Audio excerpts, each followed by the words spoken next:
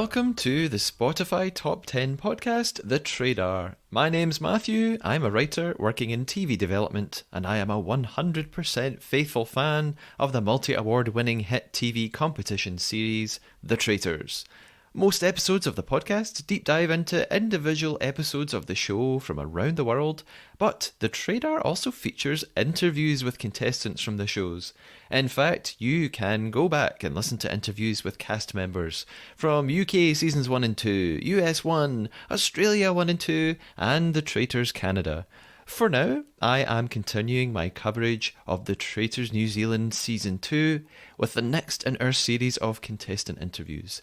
Before we meet today's super special guest, it's time for several Traitors updates in another edition of TT News.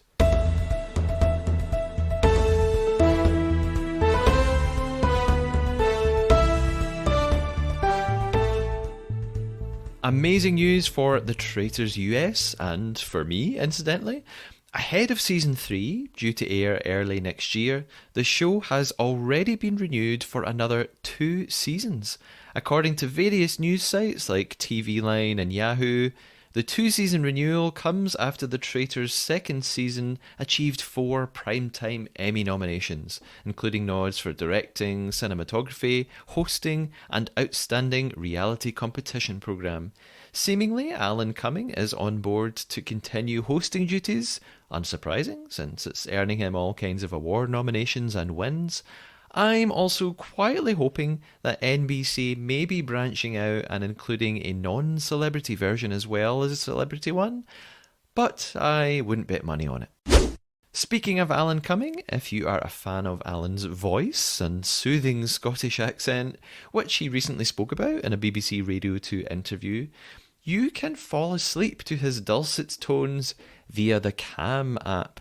Cumming reads a mysterious, haunting story called The Cask of Amontillado on the mental health app, described on Cam as a tale of revenge. And you can also see the actor reading a segment of the story on his Instagram page at Alan Cumming Really, in which he sits in an armchair by a gothic fireplace in very familiar surroundings to Traitors fans. I'm not sure if a tale of revenge is typically what might help me sleep, but it sounds like great fun to listen to any time of the day. Great news for The Traitors UK, as the show has been shortlisted for a National Television Award. The nominees were announced on Tuesday the 20th of August, and The Traitors has been listed in the reality competition category, alongside other big hits like Race Across the World, its main competitor, I think, and Love Island. Additionally, Claudia Winkleman has also reached the shortlist in the TV presenter category, contending with Alison Hammond, Anton Deck, Bradley Walsh and Stacey Solomon. You can vote for free online now, and you're allowed to skip any categories if you're short on time or haven't seen many of the shows. Voting closes on Wednesday, September 11th at noon, and the ceremony then takes place that very same night and will be broadcast live on ITV here in the UK. You can even buy tickets to attend the show at London's O2 Arena, starting from £25, quite reasonable, and going all the way up to £390 for the premium star treatment package. P.S. If you also happen to vote for The Masked Singer in the Bruce Forsyth Entertainment Award category, I would be very happy for reasons I probably can't explain, but you can maybe figure out. Finally, I have already included this as a news segment in a recent episode, but I'm putting it in there again because I'm going all out on this one. You can vote for The Traitors, a Traitors podcast, in this year's British Podcast Awards in the Listener's Choice category. You can vote for free online. It's very simple. You just need to spell the name of the podcast properly, Traidar, and choose it from the selection that will appear before you. The link to the voting page is on the podcast social media. I'll put it in the episode description here, and you can find it really easily just by searching online for British Podcast Awards Listener's Choice. You'll find it super easily. All you need to make sure you do after voting is check your email and confirm your vote so that it is counted. I would really appreciate the support from all of the loyal Traitors listeners. So many of you have voted already and let me know. Thank you. Various contestants from the shows have already voted for the podcast, so thank you to them. If you listen all the time and hear this but haven't voted, please do. I reckon if half of the people who listened and subscribed on the various platforms submitted a vote, then there may be a chance of being shortlisted, perhaps. Voting closes on Thursday, the 29th of August, and I'll be posting a special video on social media very soon to remind any other subscribers who, for some wild reason, are not listening to this particular episode just yet. Now it's time to go ahead and find out who is joining me in the Traitor Conclave today.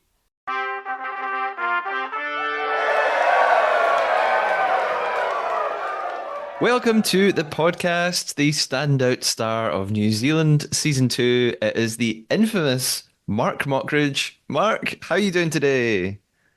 I am exemplary, thank you, Matthew. How are you doing? I'm doing very well, thank you. Are you going to unexpectedly withdraw yourself from the interview in a shock exit halfway through? You know what? Play and find out. Okay, and maybe like Bailey will appear in your place instead. We'll find out. I have loads to ask you, questions that I want to know the answers to, and questions from the Trader listeners.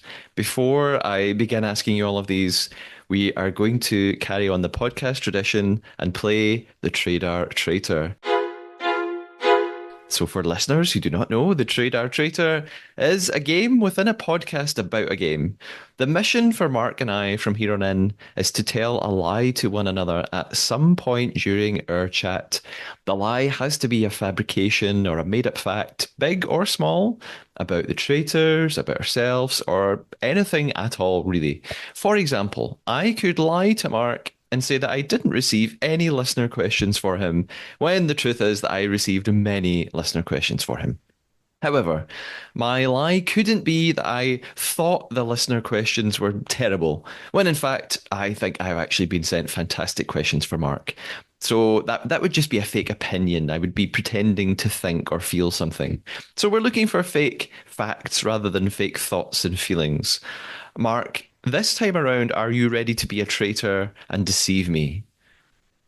Would it shock you to learn that I have a notepad and pen at the ready to pick up exactly how mendacious you are when you try to mislead me and try to mislead you in turn? I'm not shocked at all. In fact, I'd be upset if you didn't have a notepad. So I think this means we are both ready to go. Our game begins now. So, Mark, I'm actually going to begin with a listener question because I think it might help sort of lead us into your psyche a bit and maybe give us some reasons behind why you wanted to play the traitors. So this question Are is you from sure you want to delve into my psyche? I absolutely that's well maybe I'll change my mind after I hear your answer, but we don't have to go that deep. It's a fairly Mhm. sort of surface question. So Alan sent me a message on Facebook. Alan has been on the podcast several times before, a huge Traitors fan, watches all the different versions. And Alan asks, besides D&D, what other strategy games do you enjoy? And also, what's your favorite thing to do to unwind and relax? Oh, that's lovely. It's a nice question. Um, Other strategy games that I enjoy. Uh, I have played Blood on the Clock Tower a couple of times, which is very much similar to the Traitors, but significantly more mechanically complex and potentially less forgiving if you were to make it into an actual show. Okay. Simpler than that, you have common board games like Secret Hitler, One Night Ultimate Werewolf, Mafia, and then all the way down the other end, games that require absolutely no social deduction whatsoever, like live action role plays or D&D. Yeah. Big What do I like to do to variety. relax? Um, go for a walk, lie in bed with a cat on me. General human stuff. 99% of the time, I'm an extremely boring human. Not at all. I don't believe it for a moment. So yeah, it does kind of, I think, become apparent from those kind of games. It makes sense why you would want to apply for the show. I assume you had watched New Zealand season one. Maybe you hadn't. I don't know. I had watched season one. In fact, in addition to playing the games, I love watching the games. I was a big fan of the Traitors. It was exactly my kind of thing. I was already very into it. And as well as some other like reality survival type game shows. It's very fun to kind of project yourself into something like Survivor or The Circle or The Mole or any of the many gamut of reality shows that we have access to today, and imagine how you would do. And it turns out you don't make it to the end in this particular case. Well, yes, don't worry, we'll get there. Lots of questions about that. Um, I over the past few weeks, my co-host David and I, David Bloomberg, we've been going through the episodes one by one, deep diving into Traitors New Zealand. So I have a lot of questions about sort of specific moments and events that happened throughout your time on the season. I wanted to ask you something that we hear you talk about in episode one. This is quite specific. After Molly and Whitney reject their $5,000 offer very early on, you said that you thought that was a bad move because statistically, it was incredibly unlikely at that point that an individual would reach the end of the game. There were still sort of 22 of you or so. My co-host David and I both agreed with you. We thought, yeah, you probably should just, if you're offered some money at this much, you take it. I Um, believe my exact quote was, "They're not going to walk away with shit." yes. So exactly, and we agreed with that sentiment. However, I'm going to sort of play devil's advocate, I guess. Can you also see why you might refuse that money for the sake of sort of the social game and like keeping up the No, appearance? absolutely not. No level of social game is worth 5 grand. Behind peek into my personal life behind the scenes. This was filmed about 3 or 4 months into the year after New Year's. Hmm. And as a Christmas present, I had given away like 99% of my savings to my mum to help her retire because she was teaching high school and it was very hard on her. And now she's living a much easier life. And so when I walked onto the Traitors, my entire bank account and life savings was almost exactly $5,000. I don't care about the level of social game before we've even selected faithful or traitors. That makes it a complete non-issue. If I'd known, it doesn't matter what social bonus would have gone, I would have absolutely taken the 5K. Okay.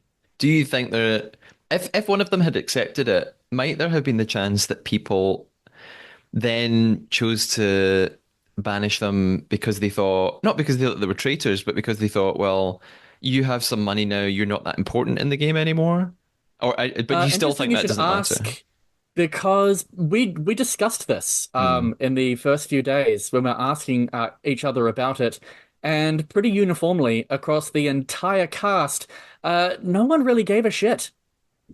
That everybody understood if you were going to take, oh, except with one exception, Jackie very strongly believed that you should have put the 5K back. Okay. And I thought, did not agree with that. She said that would have helped motivate her to play the game even harder, which doesn't logically make sense because it's motivating everybody else the exact same amount to play the Hmm. game the exact same amount harder. Don't. Sure. Just take the money. Okay. We've made a little joke about this already, but you became quite noticeable to viewers and the other players really early on because you had your notepad and you were taking notes. I have a couple of questions about that.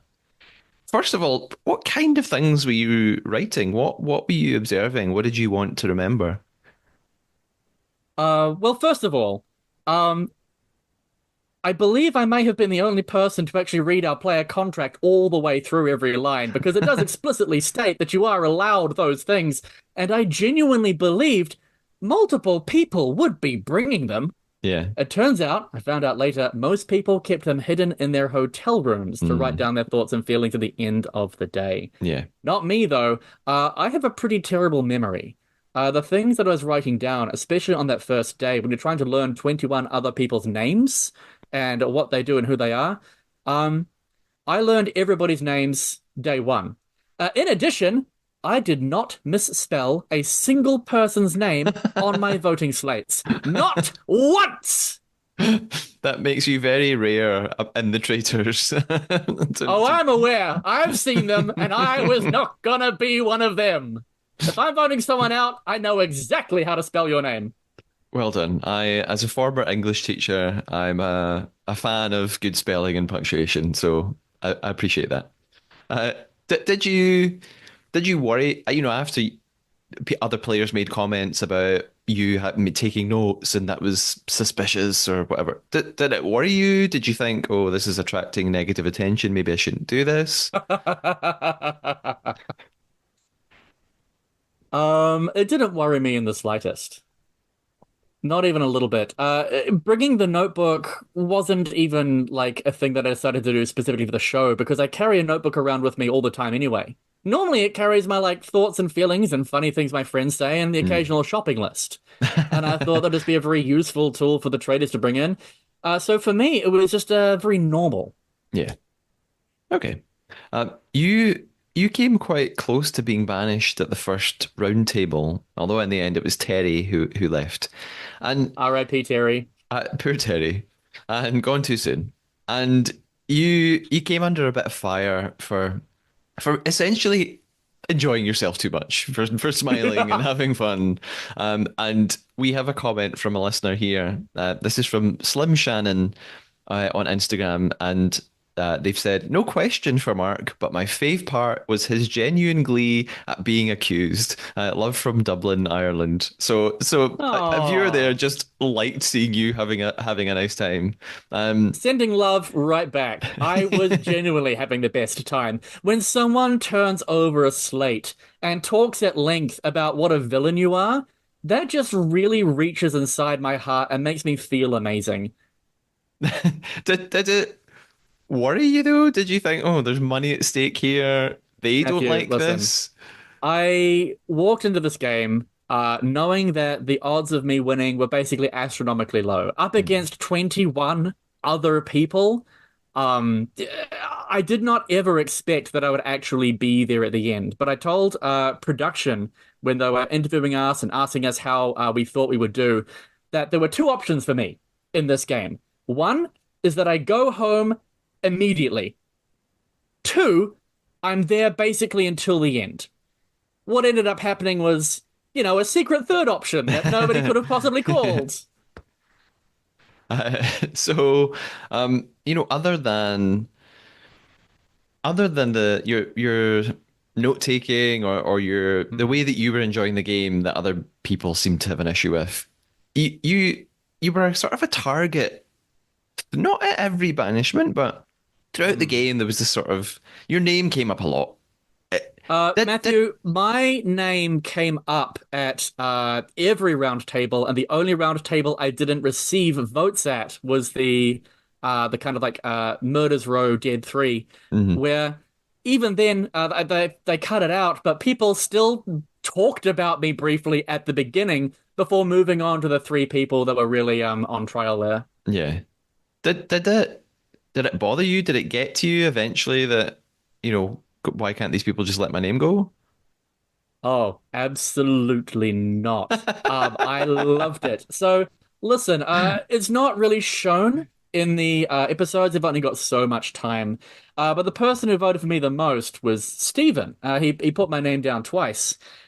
I was hanging out with Steven more than anybody. Me and Steven got along so well. We would spend hours just hanging out in the mansion, talking shit and playing pool. It was great. And even before like walking in to the round tables, I distinctly remember Steven was telling me that he definitely had someone in mind that he was going to write down. And I remember asking, "Oh, Stephen, who do you mind sharing with me who your name is?" And he says, "No, you'll see. You'll see." And and it breaks my heart that they cut out his speech, but they did. His long speech about how devious and dangerous I was as a quote dragon master and how I should be eliminated immediately. And each time, even after he votes for me, even after Jason votes for me as well a couple of times, and I'm sat directly opposite Jason. Uh, And every time I vote for him and he votes for me, we're smiling at each other across the silver. I really got along with Stephen and Jason. They voted me a lot, and they really got the game. Because okay. afterwards, I'd catch up and I'd talk to them. Yeah. Also, both myself and Stephen and Jason We're all Taurus signs. So that is a little bit of trivia for your listeners Okay. there. Okay. Are you a believer in astrology? Oh, are we gonna circle back to talking about Jackie, Matthew? Is that what's gonna Jack, happen I here? mean, that was Jackie was actually my next question. Let's move to Jackie. Because Ask your question about Jackie, and then I'll talk about Jackie. okay, in episode 3, we see you attempt to strike a deal with Jackie because she'd been coming for you hardcore, and you wanted to assure her that you didn't think she was a traitor, although she was, hmm and that you thought you I could was create. very publicly telling everyone I didn't think she was a traitor. Hmm. Is that true? Did you think she was a traitor? Oh God, no, no. But Okay. please stop. I'll stop Okay. interrupting you. You finish your No. question. You wanted to create a sort of a facade of a feud between you because actually that might help you both in the game if everybody thinks you two are at war, because then it might be good to keep you around. Jackie is a very interesting player. One or two of the other contestants have spoken about finding her quite difficult to read. I just wanted to get your thoughts. Like, how did you get on with Jackie? How did you find her as a player? Oh boy. Now, listen, I didn't make the best first impressions with a lot of players. Listen, I'm pretty clearly a bit on the spectrum, a bit of difficulty reading people, a bit of difficulty putting people at ease, a naturally villainous vibe. But I think my absolute worst first impression was made on Jackie, as we're first day one, in the hall entryway. We're making small talk. We're talking about what we do, and I reveal that I'm a dungeon master. And she keeps her dungeon mastering to herself for now. Ah, But she reveals that she is a horoscope columnist yeah. to me. Now, Matthew, you may not know this about me, but I have been a professional horoscope writer myself. I was paid to write horoscopes during uni, and let me tell you that it is nothing but a crock of shit. I invented all kinds of fantastical horoscopes.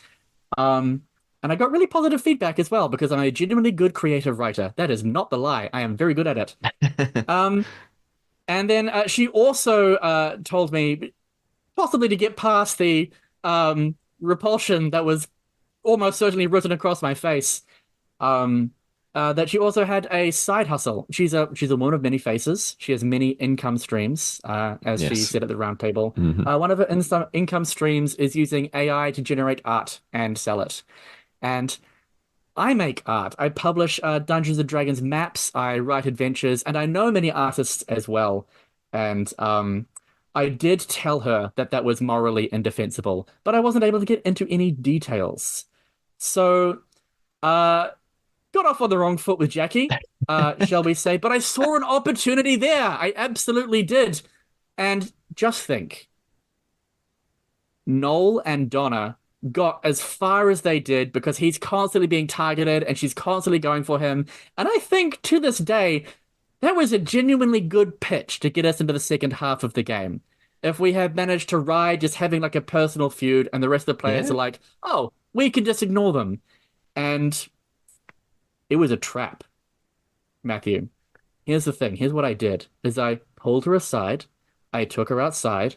I sat her down and I said, I was very open and honest with all of my opinions about the things that she did and the way that she made money and my personal beliefs. And then I said, um, will you go into this secret deal with me? Everybody knows there is this tension between us and we can ride that into the second half of the game. And she accepted immediately. And that was the Ah, final piece of evidence I needed to know that she was a traitor. Because here's the thing. I was using that as a marker to tell me who were traitors and who were faithfuls. If someone came up to me and questioned me and asked me what the hell I was doing and told me they didn't trust me, Utah came and did that. Questioned yeah. what the hell I was doing. I was like, you're faithful. And then Jackie accepts a secret alliance from the shiftiest dude in the entire manor. The only person who has the information that I am who I say I am are the traitors. And I was like, that's it. I had like three other pieces of evidence, but by that point, I was like, you are definitely a traitor. However, I will continue to kind of play this game with you and see if you will align with me. Yeah. because the smart thing to do, if you are a traitor, keep a faithful under your thumb. Yeah. But she immediately ratted me out to Molly. Like minutes afterwards, she went and talked to Molly, and Molly told me this later. She said, "Yeah, no, Jackie absolutely just immediately came to us and told us all about your secret alliance." And then before the round table, she comes to me and Joe, and she's throwing Jane's name out. And Ah, looking back, I can see she was throwing everybody under the bus that she yeah. possibly could, like a gigantic 70-year-old wrecking ball coming through the players. Oh, Jackie. Incredible TV, terrible player. Well, yeah. Well, she didn't last long, did she? Poor Jackie. So- Uh, that, I hope she's doing well. Very entertaining to watch, yeah, and yeah. my group viewing, everybody cheered. She got the villain edit. So did I for a long time as well. Well, I'm not sure about that, but we can discuss that towards the end. You're dropping lots of little facts in there, Mark. It's almost as if you're trying to maybe mislead me or just sort of overload me Maybe I'm a with pieces of natural information. storyteller. Maybe you've put me at ease and I'm opening up. Maybe it's just that. Uh, as well as Jackie, then someone you were sure was a traitor who wasn't was Andrew, and you spoke about how shocked you were after his banishment when he revealed Oh, his Andrew. faithful status. Why were you so Oh, suspicious of Andrew. Andrew? Okay, so Andrew, he did a couple of suspicious things, and the really big ones were that often he would be between players who were very emotionally motivated, who would go into these big, really emphatic outbursts, particularly Bree. Hmm. Um, and there were two times that I can recall in my mind where Bree specifically is giving this really powerful performance, and Andrew comes in to calm the room down and says, "Listen, everybody, let's let's all be reasonable here." And he calms everybody down, but then doesn't really offer anything after that. Yeah, And I thought that would be a really, really excellent traitor play. You're being heard, you're being seen, so nobody thinks that you're too quiet. You don't really have to offer anything, and you're the voice of reason, the mediator that other people can turn to. If anybody in those three was going to be a traitor, I do believe it would have been Andrew. But it turns out he's just a lovely person who wants everybody to get along. He's absolutely delightful, and I have nothing bad to say about Andrew. yeah. He just wanted some nice calm and peace and love. Um, Coming on to the Traitors and playing the nice guy. What did he think he was Yeah, going to get? what I know, ridiculous. So, episode 6, moving on a little bit, was an important one in your time on the show. It's the episode where you clash with Kat because you wanted her to raise certain things at the round table. She didn't want to do that. And it's the episode of the mission where all but two of the players began tied up with ropes. There was a lot of confusion about who was going to volunteer at the start of the mission. Can you talk us through? And it seemed like there was a bit of editing, sort of leaving things out, perhaps. What went on there at the beginning of that mission? Okay, I'll talk about the mission and then I can talk about Cat. Yes. Um, so at the beginning of the mission, you can see that we're kind of in a line, and I'm at the edge of the line, and people are discussing who we're going to put forward. We can see these giant puzzle pieces, and I can immediately tell that they are little parts of the Traitors logo. And because every season of the Traitors, there's always a challenge that involves putting the logo together. Yeah. Yeah. You've seen them, you know it's a recurring pattern, so I felt very confident. And I heard my name very early, so I began to step forward. And I genuinely didn't hear people changing their minds or asking for somebody else or telling me to step back. And I Yeah. do think there was potentially some editing shenanigans in there. Because, Matthew, everybody's individually mic'd up. Yeah. And Yeah. so they can pull the audio levels from somebody at the opposite side of the line and they can put Yeah. it into the edit and post. Sure. But no, I didn't hear it. But I wasn't going anywhere fast. I wasn't running to the front. I was just hobbling forward with a smile on my face. But it worked out in the end. We absolutely crushed that mission. Yeah. And how about Kat then? Talk us through your interaction that day. God, I love Cat. Cat is delightful. We have since caught up and had a lovely time together. Um, so many of the games that I play, LARPs and Dungeons and Dragons and other kind of like big role-playing fantasy things like that, being approached with a malicious plot to backstab another player and cause something dramatic is like a really fun thing to be involved in. And I'm used to playing games with people who are also used to playing games. Yeah. I'm not used to playing games with people who are very emotionally invested in a genuine way. So I thought Kat's delightful. Kat's extremely smart. She's in a position where she had her Jason say some specific things. I can approach her. I actually had a list of like three or four different people. I was going to go like one by one, going, "Do you want to be part of this cool conspiracy?" Alas, And yeah. alas, Matthew, it was not to be. No. That was the point where it finally hit home for me that people weren't just kind of putting on performances all the time. I really thought for the first few days that the tears and the looking hurt and the big emotions, that was all part of the gameplay until I genuinely hurt Cat's feelings, and I was like, oh God, I Yeah. need to reevaluate what's going on. Yeah. Yeah, So I that did end up apologizing to her. yeah. It's it's interesting because I don't, people get really emotionally involved in the show and get upset, and I can completely understand why. It must be this sort of all-consuming experience.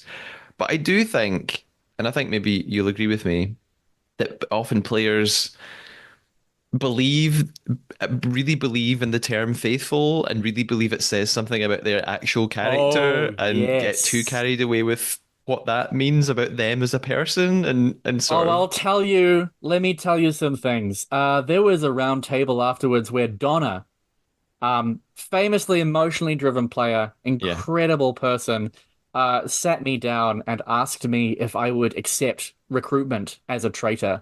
Mm. And I said yes, like instantly. And her shock and repulsion was so visceral.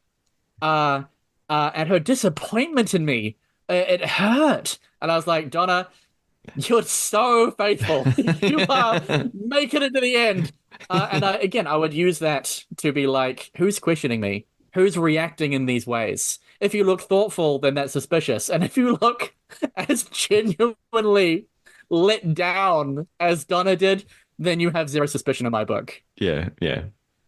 Now, normally Oh, at at the this, bottom of the hill climbing challenge, I was down at the bottom with Donna, and I yeah. joked, "Last one to the top is a traitor." And boy, she did not enjoy that joke. That did not. That was not the audience for that, Matthew. No, no, and Donna has also been on the podcast now and was nothing but lovely. So this all makes sense. Uh, so normally at this point, I have a little pause and I remind whoever I'm interviewing that we are playing a game and that just because some people forget and they get to the Mm. end and they say, I forgot we were trying to lie or I couldn't. I've actually, and I edit this bit out. I don't think I need to do that with you. I think you're on it. Would you And like me so, to throw in a second lie, oh, I see or is what that you're too doing. much? All right, You do what you want to do, Mark. all right. We can go right on with the next question. You need no reminder, I'm sure. Uh, we we're we've reached the biggie. We've reached episode 7, slash 8. Mhm, Kind of goes into 8 with the mhm. cliffhanger. Um, Oh, the editing on that was great. Perfect. When Yes. I had like 20 people in this community center that I'd booked out for the screening. They had no idea what was going to happen.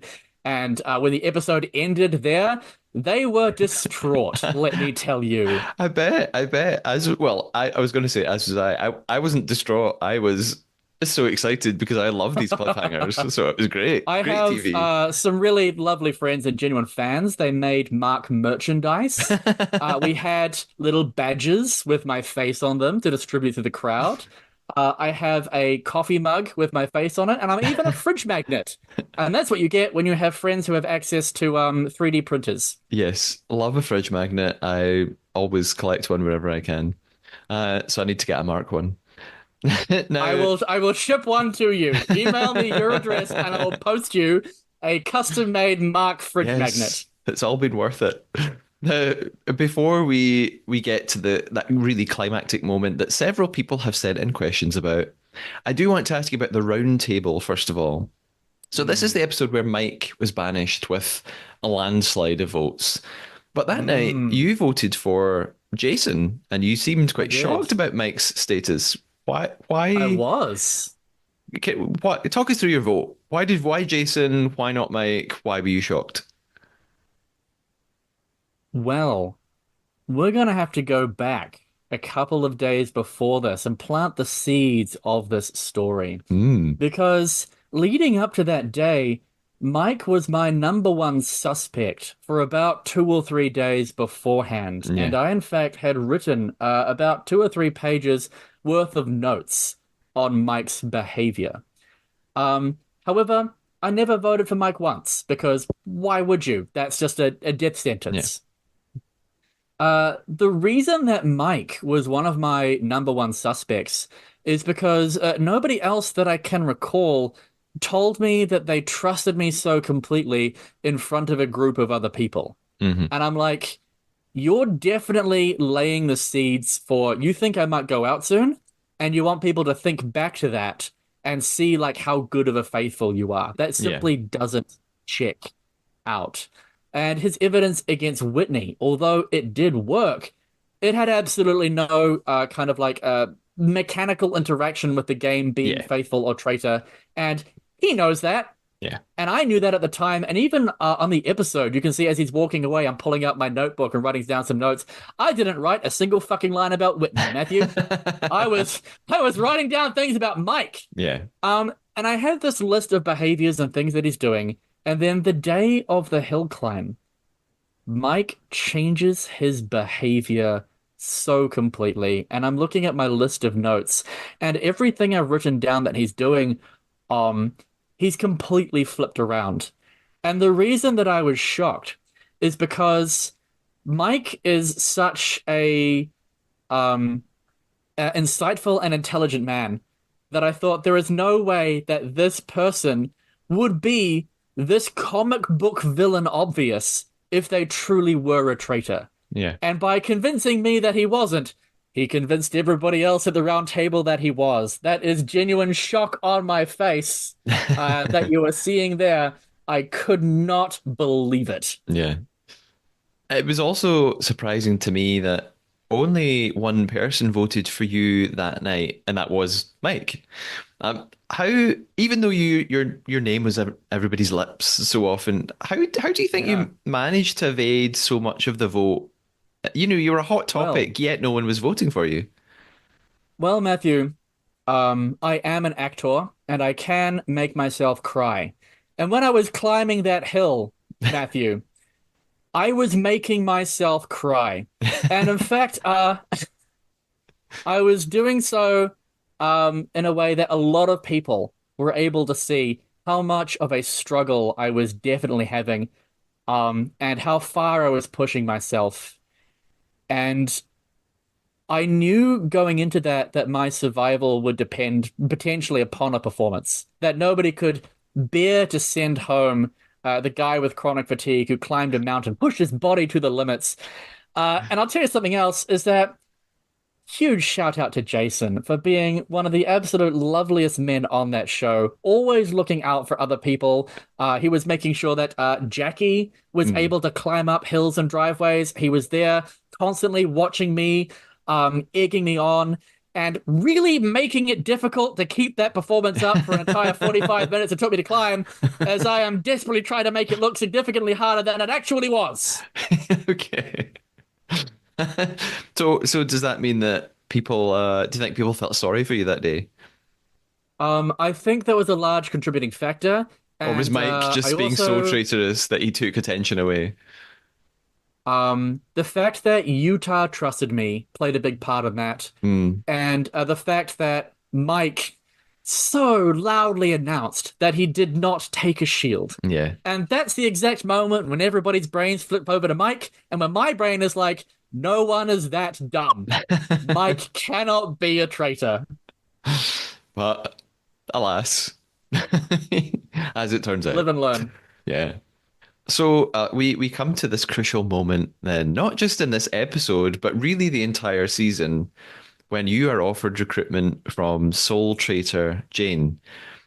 Firstly, you said in the episode that you were expecting this. You thought you would get a recruitment offer, and that if Yeah, you took it, what would probably happen is you would just be turned on and banished. Um, yeah. why why was that your prediction? Why did you think that was likely to happen? All right, let's talk some game theory, some game strategy, and when you want to accept and when you don't. So if they had decided to try to make me a traitor in the first half of the game, I would have said yes. Yeah, And the reason is, just from a strategy point of view, at the beginning of the game, you want people you can rely on, you want to thin out the herd, and you want people that you can carry forwards.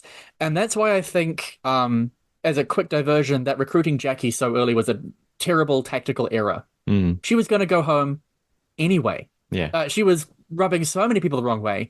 They could have left that day with four actual traitors still in the tower, putting a plan together. There was no reason to sack somebody like that. However, once you get to the second half of the game and the player numbers begin to drop, your personal individual image becomes more important than ever, proving to other people that you are a good faithful. And particularly when I saw that I was the only person in the room who had not voted for Mike, and that Mike was a traitor and there was definitely going to be a blackmail, I realized that it's the most tactically advantageous thing to do is to hire someone to be a sack, which Jane did. She's yeah, smart. She's yeah, lovely. She's great at the game. And the most tactically advantageous person where you need to put in the least effort to get them out is me. yeah. It was as clear as day within like minutes. Okay. I was like, I'm almost certainly getting it, getting the letter. So I need to ask then the big question. What David, my co-host, and I were stunned by your move. Why did you opt to leave? Because earlier on you were saying, look, you might as well take any chance you can get, like with the $5,000. Why did Mhm. you opt to leave the game and remove yourself from any chance of winning? Um, I could either go home right there and then in a enormous dramatic flourish, or I could turn up the next day and get voted out and leave with a bit of like a whimper. Mm, Because I knew after that that even people who didn't think I was a traitor would want me gone for being an incredibly poor faithful. And being a poor faithful is a fantastic survival strategy. It carried many people all the way to the end. yeah. But being so aggressively unfaithful and terrible at the game, I really did think Mike was a faithful. I really did. Um, uh, I was definitely going to go home the next day. And you can tell when people are going to vote for you. You can kind of like read the vibe. That will happen when people don't share their strategies with you. People don't maintain eye contact for very long. I mean, listen, I'm autistic. I'm not going to maintain eye contact with you for very long anyway. But especially short. And also, like, I had overheard conversations. That is a very echoey manner. Yeah. I knew that they were going to strongly considering on voting me out, making plans, different groups of people. I was like, absolutely fair. I would do the same thing. Yeah. Yeah. Also, it'd be really funny because, listen, I had been so clear for so many days to so many people, sorry, Donna, about that I would take recruitment in a heartbeat. And that was another factor of me being like, the traitors definitely heard that. The Mm, traitors yeah. know I'm going to accept. The traitors know I'm going to go down in flames at the round table tomorrow. Um, Nobody would expect that I would turn it down. And also, I just really wanted to be able to watch the next episode and see Kat's face when she realized that I wasn't coming in, and I truly was a faithful after all, after she'd been gunning for me for about 2 or 3 days. Yeah. Um, there was a lot of, yeah, there was a lot of that in it. Yeah. Yeah. Sure. And I'm going to read a message, an email that I was sent that echoes what several people have said to me. So this is Matt. Matt sent me an email, and Matt runs an Instagram page called I Analyze the Traitors, which is just great fun. He sort of just takes statistics across the English speaking versions of the show and does votes on his stories that are good, and he predicts statistics and things like that. It's good fun. So Matt says, I don't have a question, but you can include me amongst the viewers who enjoyed your decision to reject recruitment. That decision really had the biggest influence on the game. And if you don't think you can get to the end or can't pull off being a traitor, there's no better way to leave than on your own terms and having a big influence on the outcome of the events. I applaud him and think it would be very hard for anyone else to reject recruitment and have such an impact. So there you go. Matt's a fan. Matt loved watching what you did. Uh, That is very sweet. yeah, it's lovely. A lot of people really loved it, and it made a lot of people very angry. You know, there's a big spectrum of opinions, and I wouldn't have it any other way. Great. I've got another question from Diana is walking on Instagram, and they've asked, can you ask Mark to walk through his logic of how he knew it was Jane? So you had your note, you had left Utah this some information. Uh, yeah, what was on that note? Why were you so sure Jane was the traitor? Ooh, this is great because my main piece of evidence was entirely wrong. So, we need to go back to Mike because Yeah. Mike is kind of fundamental to the kind of logical steps that I took. And that for several days, I was writing down things about Mike, things he was doing, things he was saying, behaviors that I found extremely suspicious. And then on that final day, he changes so dramatically. Hmm. And when he reveals himself to be that traitor, what I assume is that the only reason somebody would change their behavior like that in such a comical and radical way is if someone had fed them information, Yeah. that people were onto them in specific ways. And there were several people that I had talked to about Mike, and none of that made it into the edit. All of that is off screen. The four people that I talked to about Mike and shared my conspiracy theories about him with were Stephen, who was gone, Donna, who I think I've previously established I was 100% certain was Yeah. faithful, uh, Kat, who was going for me so hard, she had to be faithful. It would be a terrible strategy for a traitor to go so hard on one person who would just stand up and say faithful. And the last person that I shared those notes with a Mhm. few days ago was Jane. Yeah. And thinking about that made me completely reevaluate and look at Jane again, something I hadn't done since day two. When I was day one and day two, I was most convinced that she was a traitor. But in general, the entire group moves on from the very early day impressions, and I think it's a really healthy thing to do. Because someone drinking water has absolutely nothing to do with how faithful or traitorous they are. That's just someone who's thirsty. Yeah. And you can't control your throbbing forehead vein Yeah. or whatever else. But it made me go back and just double check. Do I think she could potentially be this pernicious snake lying in wait and killing people off every night? And the answer was yes. Hmm. She hadn't really been putting forward specific names. She had very much been echoing other people's opinions. Yeah. She wasn't passive. She was actively going out of her way to be social, be supportive, especially towards me. Nothing but good things to say about Jane. She was potentially the most supportive person out of the entire cast, making sure that I was comfortable and that my needs were met and that I was doing okay as we're running around up and down these driveways and hills and things between different challenges. But I was like, that is the only person out of that group who I believe could potentially have passed on any information to Mike, and also the only person out of that smaller group who would thrive as a traitor. Turns out she didn't, because Mike was turning the traitor's tower into a blood-splattered slaughterhouse. She did not trust that guy, rightly so. And it was just, yeah, I think it's 50-50, just happening to narrow it down to a group of people that happen to have a traitor in it, Yeah, yeah. and then just a bit of luck and going back through my notes. Yeah, okay. But when she took her hood off and I saw that it was her, oh, I hadn't been that happy since I got vindicated about Stephen being faithful. And that was a great moment to watch as well for us on TV. I, A I have a lot of the question. people that I had around at my watch parties are also neurodivergent, and they're all very confused by that as well. They're turning to me being like, why are they upset? It is just a game. And I'm like, I don't know. Exactly, exactly. Now, I have a question from Anna Banana NYC, great username on Instagram. And Anna, if that is the real name, Anna says, Mark, do you think Bailey should give you a cash tip for putting her in a position to win?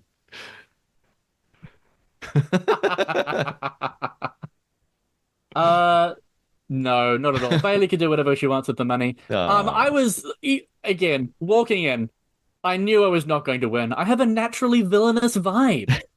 My job is playing villains for other people to defeat and outwit. Hmm. Um, I had no idea that Bailey would be such an absolute beast Yeah, at that game.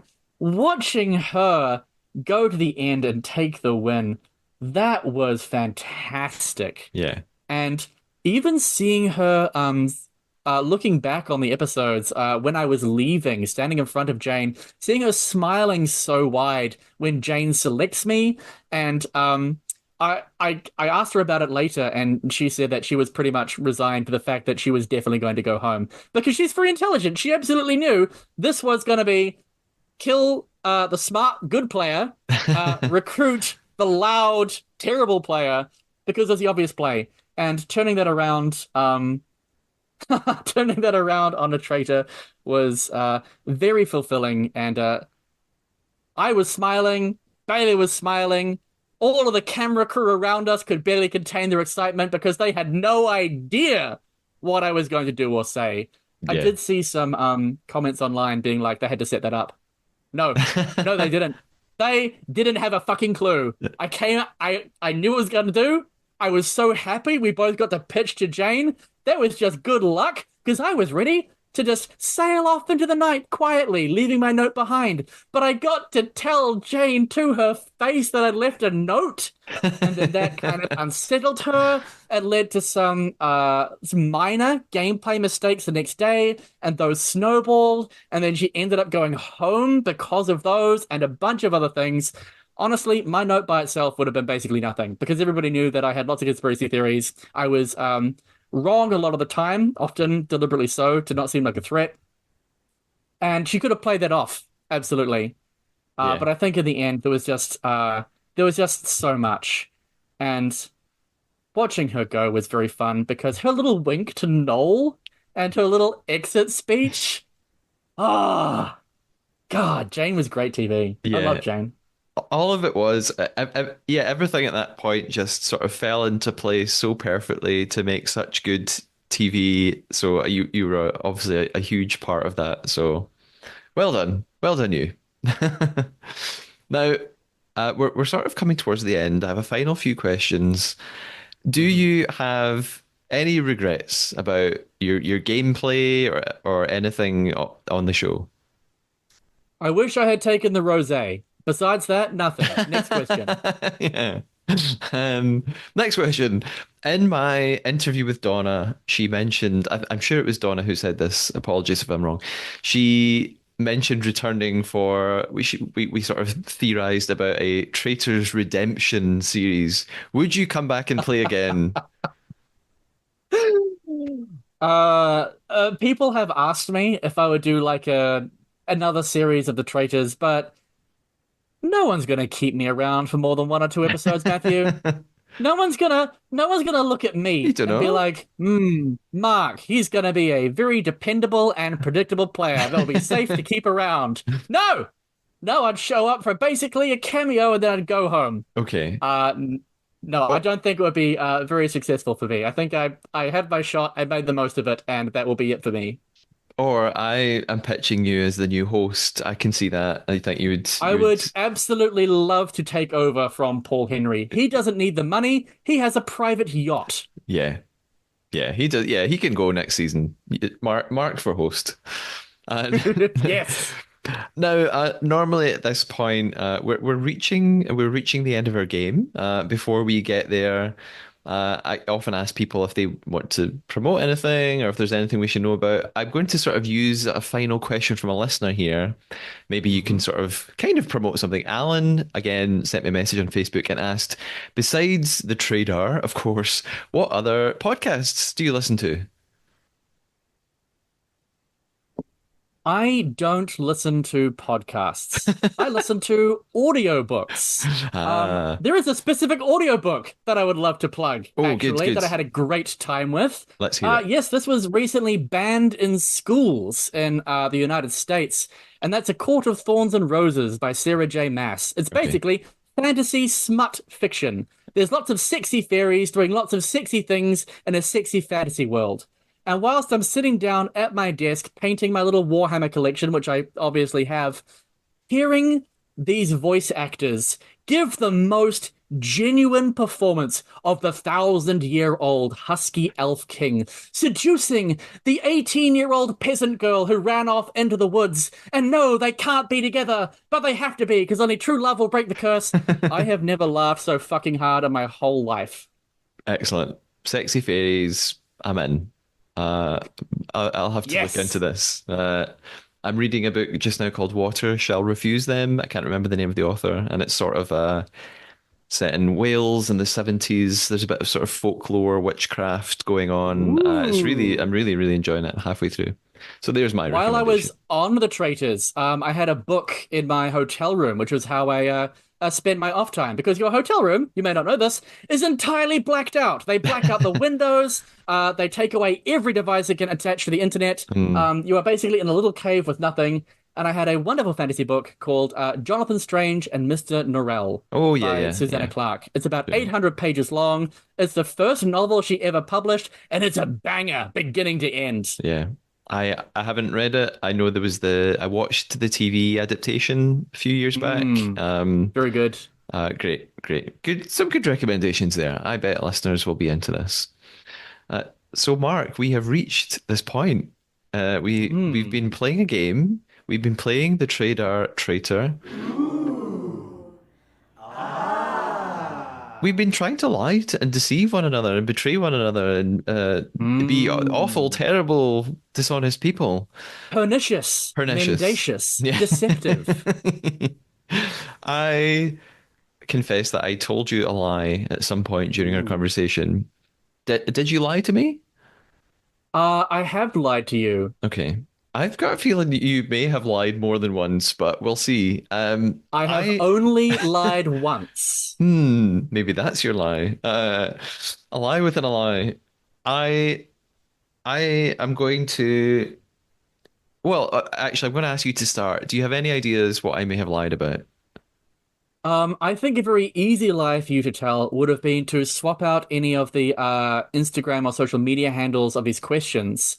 And actually, one of those questions may have been from you personally or somebody else instead of a curious internet goer.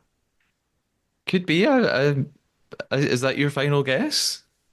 Yeah, I think I'll lock that in. I think it's a easy little sneaky one to pull. Okay. Y- Um, you're you that's those weren't my lies. I all of those questions were genuinely sent from people on Instagram and Hmm. Facebook. I did not make up any of the questions.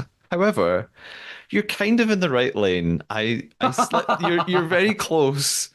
I read a question, well, a comment from Slim Shannon on Instagram, who she said Hmm. that she loved seeing how happy you were every time you got an accusation. And that was true. Hmm. Slim Shannon on Instagram did say this.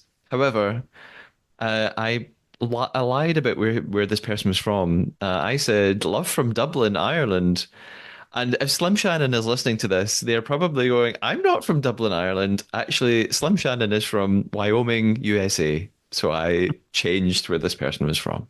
That was a very small lie. I'm sorry. Hmm. My lie You're was pretty big. oh, If that's causing you to reevaluate your guesses, do I see. I've written down a few things. Um, fire away. I wondered if you said there was like Mark merchandise. You said there were badges and magnets. I hmm thought that could be a hmm lie. You said that you and Kat have caught Let's up take since the these one by show. one. All of the Mark merchandise is real. Okay. The person who made the badges with my face on them is my boss for the non-profit D&D group that I run. And they are making more badges to distribute to all of the kids and teenagers that come to play at my tables. So soon, every day when I go to work, I'll be faced with half a dozen little miniature circular versions of my face staring back at me. They are Amazing. very popular. Good. Well, I'm really glad that wasn't a lie, actually. I'm going to build up to my real guess, right? I've got a fefew other things that I'm dismissing. Uh, you said that you and Kat have caught up since the show. I think actually that may be true. So that I wrote it down, but I don't think that was your lie. Mhm. Uh, you said that you always carry your notebook around. You said even in everyday life you've got your notebook with you. But Yeah. I can believe that actually. I think that Ooh. could be That true. is in fact true, and there's an extra little tidbit I didn't mention. In the back of my notebook, I carry a little set of stickers with golden stars on them. And Ah, if you say something deeply funny or amusing, and I write your quote down, I will peel a sticker off and ask if I can put it on you. And Matthew, you have never seen true happiness until you're at a house party and a drunken 30-year-old man gets a golden star sticker on his head for saying something funny he won't remember in the morning. It's truly beautiful. that's Mark. I might steal that from you. It's really enjoyable. So I love that, and I want a gold sticker. Actually, I want someone to give me a gold sticker. Again, listen, send me your address. I'll mail you a single gold sticker and a Mark Mockridge fridge magnet All the way from New Zealand. all the way from NZ. I'm gonna get. This is what I'm going for. I think your lie was that you said you could make yourself cry, and when you were climbing up the mountain, it was all that was sort of all fake. But I don't. I think that was your lie. I am a professional actor. I was making myself cry. Oh man. Well, I do have chronic fatigue. I haven't needed the cane for about a year. mhm. The cane was generally quite helpful though, but yes, I was causing myself to tear up, especially when Ah, I could see other people coming. well, in that case, you've got me. I have nothing else written down. You're gonna have to reveal what you deceived me on. The lie that I told is that I'm a huge fan of the Traitors. I cannot watch reality TV. I can't stand it. I find it prescriptive and boring. I've worked on reality TV shows. I even dated a very successful reality TV producer for about 4 years. We raised half a dozen cats and lived together. I cannot stand reality, and in fact, the only reality show that I've watched all the way through, start to finish, is NZ Traitors Season 1 on double speed as research for this show. Yeah. Well, I fell for it. I've you got me. I But did do some research. I looked up ahead of time other reality competitions, which is how I learned about the Circle and the Mole. So I could name drop some extra ones right at the beginning of the show to really deceive. well done, Mark. You got me. I wasn't even close. So uh, thank you so much for joining me. I have to say, Mark, you said a couple of times that you were naturally villainous, and I couldn't disagree more. I really didn't. Honestly, I didn't see it that way on the show at all. You were such a great TV personality. You helped make this season a great one. So thank you for answering my questions and joining me today on the podcast. I hope it's been fun for you. Listen, I'm always enjoying myself, no matter how tense or upsetting the situation. I could tell. I could tell from seeing you on the show. I knew it was that way. We'll be keeping up to date with you and listeners until next. Well, I was gonna sign off there. Actually, I've got a few things to say to the listeners, but for now, Mark, thank you so much, and I'll talk to you soon. Bye bye. Thank you. See you later. Hello again, Trader listeners. And that was a very special interview with Mark. I am sure you enjoyed it, especially the people who sent in the questions and the emails for Mark. Thank you so much. We had a great time. He was really up for a laugh, really up for talking about anything in the show at all. And because Mark is, he's a game player, he's a strategist, he has this really unique insight on the game mechanics and so on. As always, you can leave reviews, you can subscribe to the podcast wherever you're listening, iTunes, Apple Podcasts, Spotify, YouTube, Castbox, wherever. My mission is to still get the podcast to 100 reviews on Spotify by the end of this interview season. We're almost there. If you've been listening this whole time and you haven't done that, please do. Maybe you even listen on a different platform like YouTube.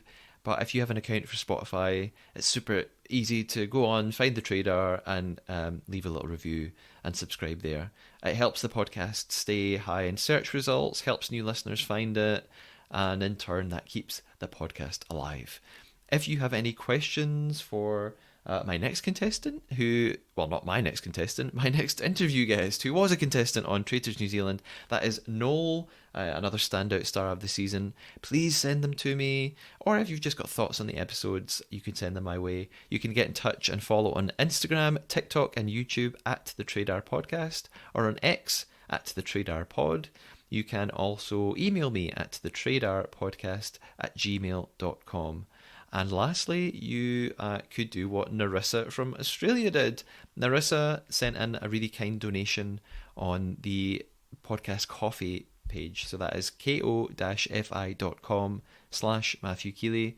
Narissa is from Australia, listening to the podcast, sent a lovely message, sent a very kind donation. So I really appreciate that.